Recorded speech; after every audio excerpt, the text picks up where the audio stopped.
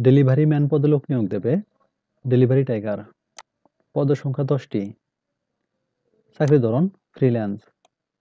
শিক্ষাগত যোগ্যতা অষ্টম শ্রেণী পাস। দক্ষতা কালেকশন ডেলিভারি ম্যান। অতিরিক্ত প্রয়োজনীয় বিষয়সমূহ বয়স 18 থেকে 45 বছর। শুধুমাত্র পুরুষ প্রার্থী আবেদন করতে পারবেন। বাইরের পরিবেশে অর্থাৎ গরম, বৃষ্টি, ঠান্ডা কাজ করার মানসিক প্রস্তুতি থাকতে হবে।